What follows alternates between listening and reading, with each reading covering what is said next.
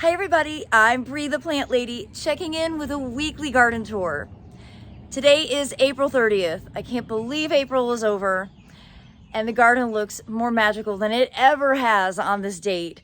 Everything is a little bit ahead of schedule compared to past years, but I know that it's going to be absolutely incredible for the spring open garden, which is now less than 2 weeks away, scheduled for Saturday, May 13th from noon to 4 p.m.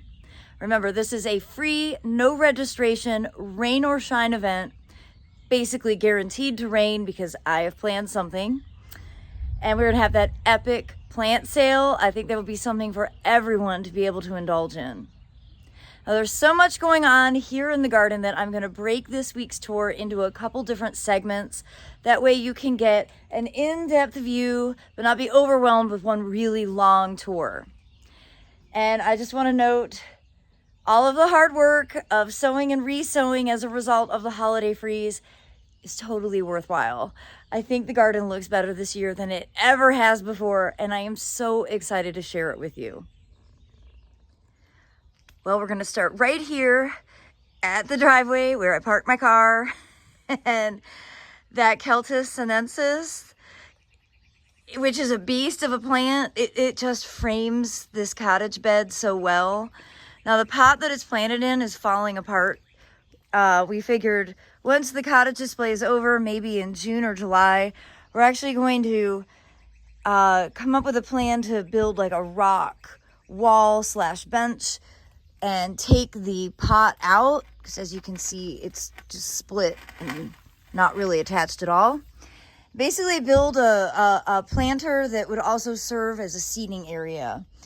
So that is the plan for this monstrosity of a tree that I love and adore, because look at how it creates a ceiling as you go through this pathway up to the front door. And I'm going to do a container garden tour, but I just wanted to show you these across the front. I moved the potatoes here because I'm in process of getting the wall replanted.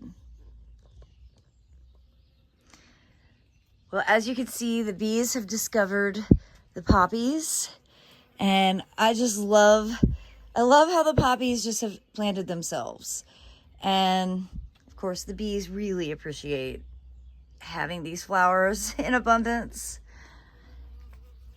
And I know I've said this many times, but the advantage of open pollinated seed is that you get this incredible rainbow of coloration. And that's really present here in this front border, which, remember, was entirely self-sown. I didn't sow any of this display. This all happened as a result of last year's seed falling to the ground, germinating, and being allowed to just let grow. And there's something really magical. I mean, not only does it look beautiful, but knowing that I didn't actually play a role in creating this directly makes it that much more special. So if you have a space where you can kind of let things self-sow and naturalize, I don't think you'll regret it. I certainly don't. I had a few apprehensions over the course of the winter that there were some holes in open space, but the plants have just grown that much more abundantly. You can see there are no holes, there is no open space. The areas where I sowed buckwheat, it's germinated, but the other plants have really, filled out and grown through, and well, you can't see a bare patch of ground at all. And that's precisely how these plants want to grow. They kind of grow as a community. And yeah, they are annual, but they can self-sow.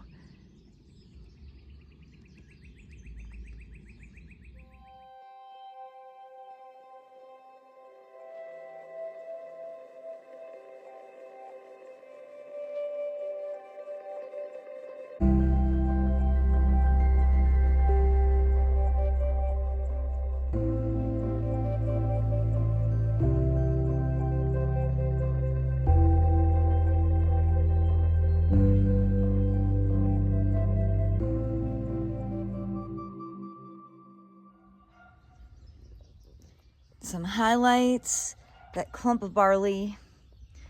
It's just so I just think these seed heads are so remarkable. And the fava bean continues to put out new growth. I'm not going to remove it. I want to see what its habit is, but you can see a lot of great seed pod production.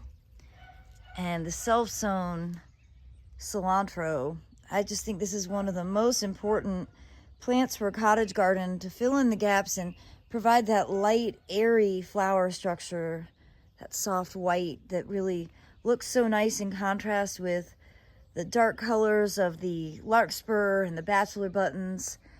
But of course, the queen of the whole thing is Papaver somniferum.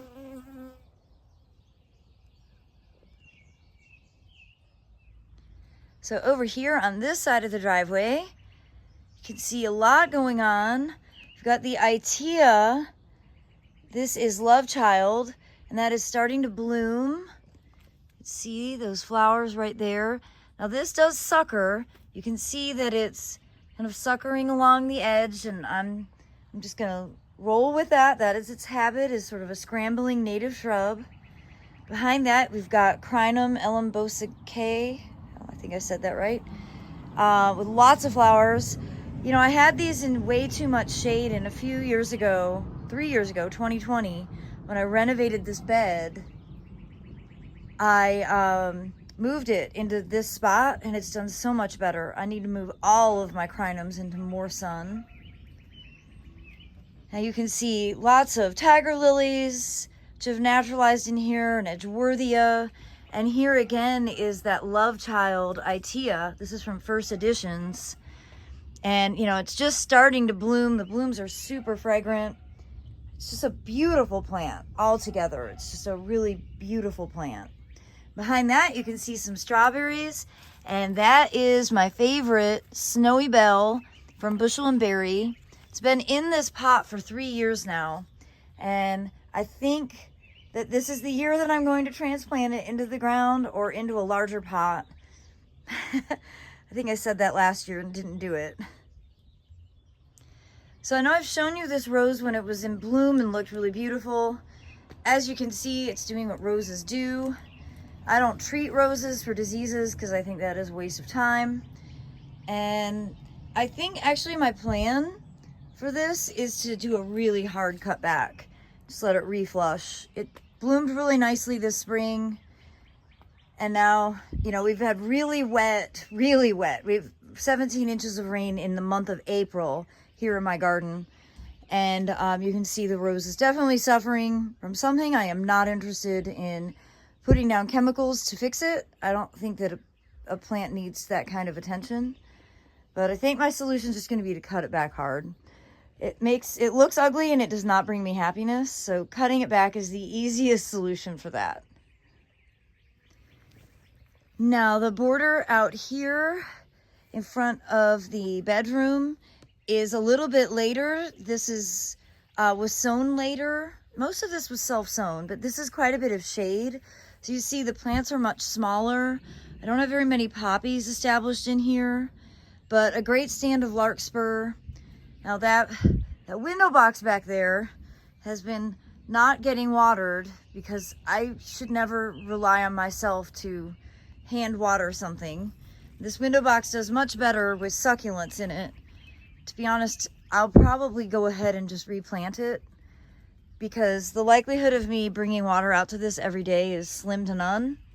But you can see the poppies are still alive, not as well as they should be, and they're much smaller because it's not a lot of root space and it's quite a bit of shade. But I think I'll replant this, but I'll just like put this entire root mass, like soil ball, just on the ground to allow the poppies to actually flower. So we're basically having a British climate right now. It's raining again. We have like light thunderstorms and it's cool and misty, and of course it matches the vibe of the cottage garden really nicely. It's hard to come out and get any gardening work done or even make videos because it's really quite wet. But I did want to show you the mixed border. Truly is mixed. It's rye and oats. Now that the oats are actually going to seed, you can really see the distinction. So here is the rye, which is much taller.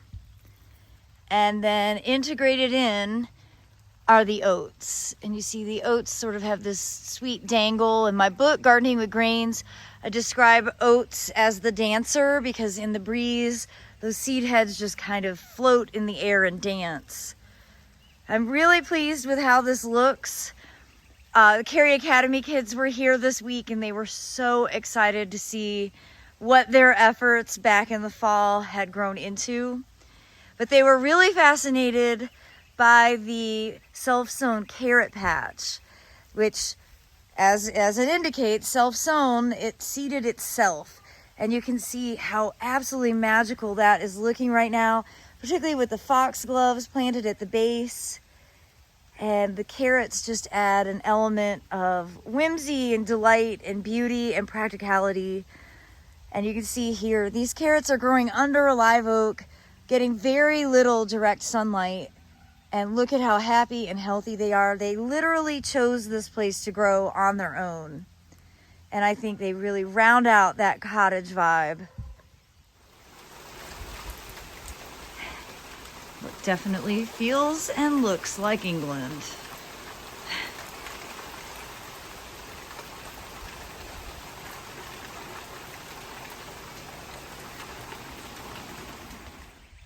Well, I had high hopes for doing a much more extensive tour. I'm going to go ahead and end here because the rain is coming down pretty hard. And I'd just like to show you the beauty of this last day of April in the moment. So I hope you've enjoyed this quick walk around my front gardens. Be sure to tune in tomorrow. I think we're going to have clear weather and I'll be able to do a more extensive backyard tour, not in the rain. And I'm wishing you all the very best on this last day of April. Thanks so much for watching, everybody.